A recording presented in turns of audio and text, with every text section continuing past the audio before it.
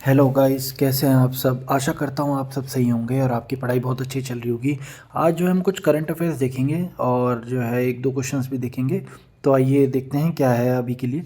तो देखिए, क्वेश्चन आ सकता है जैसे कनिष्ठ सहायक का पेपर आ रहा है या और भी पेपर आएंगे, तो उसमें आ सकता है भैया उत्तराखंड के चीफ जस्टिस कौन है आप। तो इसका आंसर क्या हो जाएगा, नरेंद्र जी। ठीक है, तो नरेंद्र जी जो हैं उत्तराखंड के चीफ जस्टिस बन गए हैं। नैनीताल हाईकोर्ट के चीफ जस्टिस के लिए आंध्र प्रदेश हाईकोर्ट के न्यायमूर्ति नरेंद्र जी को हाईकोर्ट के मुख्य न्यायाधीश के रूप में नियुक्त किया गया। तो ये क्या था, पहले हाई के ये न्यायमूर्ति थे, हाईकोर्ट के न्यायमूर्ति थे ये आंध्र प्रदेश के। अब क्या ये मुख्य न्यायाधीश बन गए हैं उत्तराखंड के हाईकोर्ट के। ज्वाइंट सेक्रेटरी, भारत सरकार ने इस आशय का नोटिफिकेशन जारी कर दिया है।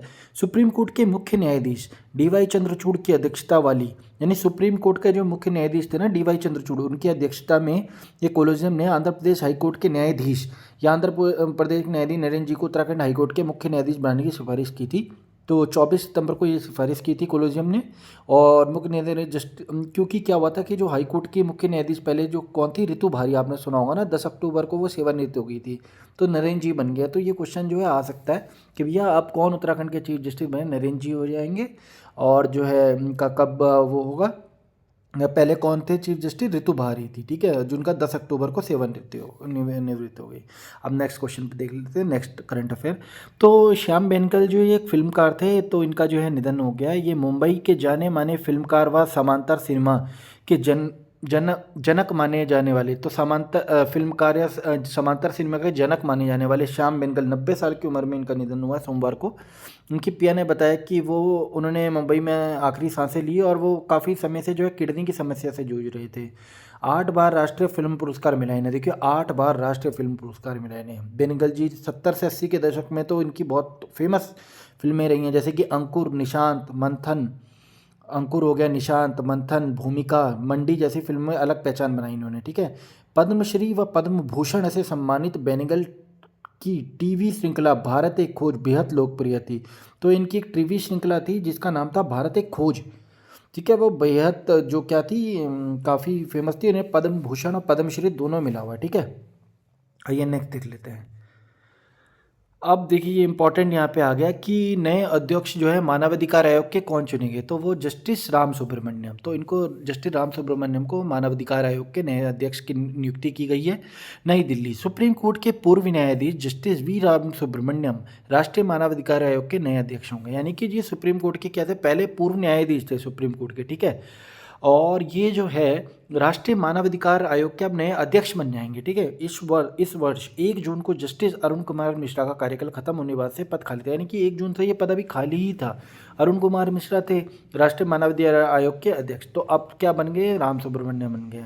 राष्ट्रपति द्रौपदी मुर्मू ने साथ ही प्रियांक कानूनगो व झारखंड हाईकोर्ट के पूर्व मुख्य न्यायाधीश जस्टिस विद्युत रंजन सारंगी को सदस्य बनाया। तो इसमें क्या है कि आपके प्रियांक कानूनगो और झारखंड हाई कोर्ट के पूर्व मुख्य न्यायाधीश रंजन सारंगी को सदस्य बना दिया गया है। कानूनगो, यानी कि प्रियांक कानूनगो की बात हो रही है, तो प्रियांक कानूनगो राष्ट्रीय बाल अधिकार संरक्षण आयोग के पूर्व अध्यक्ष हैं।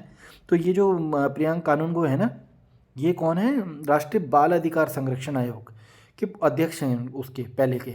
और राम सुब्रमण्यम बिटकॉइन व इथेरियम जैसी क्रिप्टो करेंसी के कारोबार पर रोक संबंधी आरबीआई के सर्कुलर को रोक लग दिया था।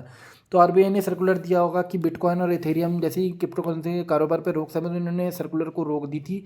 और नोटबंदी की जो संवैधानिकता बरकरार रखने वाली शीर्ष कोर्ट को पीठ में शामिल थे, यानी कि नोटबंदी के उसमें भी ये थे शामिल पीठ में, जो उनकी जो वो रही होगी, क्या बोलते, कमेटी में।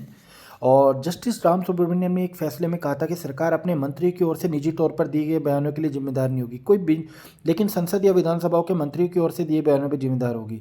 तो भैया ये कह रहे थे कि कोई निजी तौर पर कोई अपना बयान दे रहा है, इन्होंने ऐसा भी कहा था, तो उसके लिए जिम्मेवार नहीं है। लेकिन संसद या विधानसभा के मंत्रियों की ओर से कोई बयान दिया जा रहा है, तो उसके लिए सरकार भी जिम्मेवार है। और ये इनका ऐसा इन्होंने वो दिया था, ठीक है, बताया था फैसले में। और एक इनका मतलब बयान था, एक तरीके से देखा जाए फैसला दिया था, फैसला किया इन्होंने, फैसले में कहा था इन्होंने। और ये अब जो है राष्ट्रीय मानवाधिकार आयोग के जो क्या बन जाएंगे, नए अध्यक्ष चुने गए हैं, राम सुब्रमण्यम जी जस्टिस। ठीक है, आइए आप 2-3 क्वेश्चन हैं ये देख लेते हैं, और आप जानते हैं कि आपको इसमें कितनी नॉलेज है। ठीक है,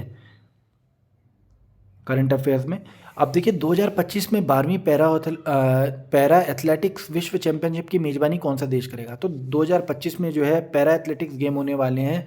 तो पैरा एथलेटिक्स गेम कौन से, कि एथलेटिक्स जिसमें अगर कोई फिजिकली कोई डिफिशियंसी वगैरह होती तो वो पैरा एथलेटिक्स खेलते, तो उन पैरा एथलेटिक्स वो 12वें नंबर के होंगे, ठीक है। और 2025 में होने हैं ये, जो अब 2025 आने वाला है कुछ दिनों बाद। तो उसमें विश्व चैंपियनशिप होगी, उसकी मेज़बानी कौन सा देश करेगा आपके हिसाब से? म्यांमार, रूस, भारत या चीन? तो भैया इसका जो आपका क्या, हमारा प्यारा भारत, सी आंसर इसका सही है। ये अपने यहाँ की मेज़बानी करेगा 12वें पैरा एथलेटिक्स विश्व चैंपियनशिप की। ओरन किस राज्य में पाए जाने वाले पवित्र उपवन है? ओरन कौन से राज्य में पाए जाने वाले उपवन है, ठीक है। तो ओरन जो है कहाँ के, राजस्थान के। ओरन किस राज्य में पाए जाने पवित्र उपवन है? राजस्थान के। पूर्वी समुद्री गलियारा भारत और रूस के किन देव शहरों को जोड़ता है? तो पूर्व में, यानी कि पूर्व साइड, पश्चिम की बात नहीं हो रही है, मुंबई साइड की बात नहीं हो रही है, पूर्व साइड की बात हो रही है, ठीक है। तो कौन सा है कि भारत और रूस के 2 शहरों को जोड़ता है? तो मुंबई मॉस्को तो हट ही गया। अब यहाँ पे कटक सेंट पीटर्सबर्ग का, भुवनेश्वर मॉस्को, तो ये नहीं है। इसका आंसर क्या हो जाएगा? चेन्नई और व्लादिवोस्तोक। तो व्लादिवोस्तोक और चेन्नई को जो है पूर्वी समुद्री गलियारा जो भारत और रूस के 2 शहरों को जोड़ता है। तो पहला शहर चेन्नई है और दूसरा है व्लादिवोस्तोक, व्लादिवोस्तोक, ठीक है। तो गाइस हमने कुछ इसमें इंपॉर्टेंट चीज़ें पढ़ी और कुछ 2-3 इंपॉर्टेंट क्वेश्चन भी करे हैं। तो आप जो है, आशा करता हूँ आपको करंट अफेयर्स और इन क्वेश्चंस को देख के मज़ा आया होगा, और आप जो है और वीडियोस भी चैनल की चेक कर रहे होंगे। तो सब्सक्राइब करना ना भूलें, और लाइक करना भी ना भूलें, और कमेंट करना ना भूलें, जिससे क्या कि मोटिवेशन बना रहता है। अगर आप यहाँ तक बने हैं तो आप, मेरी आशा है कि आप सब्सक्राइब, कमेंट और लाइक करके जाएंगे। तो मिलते हैं नेक्स्ट वीडियो में, तब तक के लिए धन्यवाद, टेक केयर, बाय बाय।